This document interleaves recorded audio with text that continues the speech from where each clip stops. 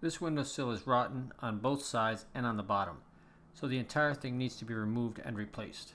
Start by using a multi-tool to separate the sill from the window above. Run it side to side between the window and the sill to remove old paint and any nails that are holding the window and the sill together. Once that's done, use the multi-tool to cut the sill into smaller sections. This sill is over 8 feet long, so I cut it into 4 pieces by making 3 cuts. Next, use a pry bar to remove the entire sill, including any wood extending under the window above. If your sill is as rotten as this one, the wood would flake into lots of small bits, which actually makes it easy to remove, but it takes a lot longer than if the wood was more solid.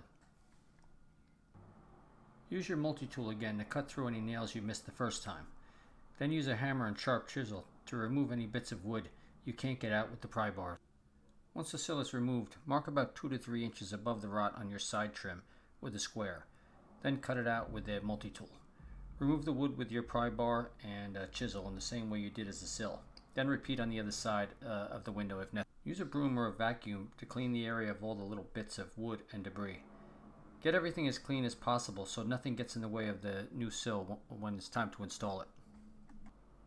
Measure the length, the depth, and the height of the new sill, including the parts that go under your side window trim, and then transfer those measurements to your wood. Then cut the new sill with a jigsaw. I use a fine tooth blade with 24 teeth per inch because it makes a cleaner edge, but an all-purpose blade works too if the edges are completely covered by the window and the trim. I also set my saw to a medium speed because it helps me make a more accurate cut.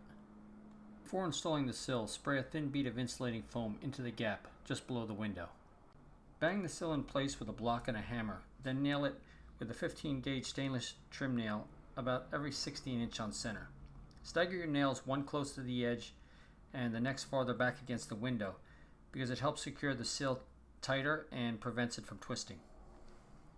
With the sill in place, it's time to repair any damaged wood that comes in contact with the sill. Start by chipping off any old flaking paint with a scraper, then install wood putty or Bondo into the damaged areas with the scraper or a putty knife. Once the putty dries, sand it with a medium 60 to 80 grit sandpaper, followed by a hand sanding with a 100 grit fine sandpaper. When you sand, make sure to also get the edges of the old paint. Feathering the old paint into the wood gives your new paint job a much cleaner finish, without any old paint lines.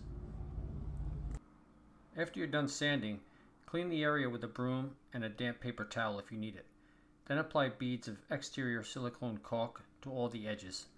Smooth the caulk with your finger and let it dry. Once that's done, mix your paint and apply at least 3 thin coats with a brush or a fine finish roller.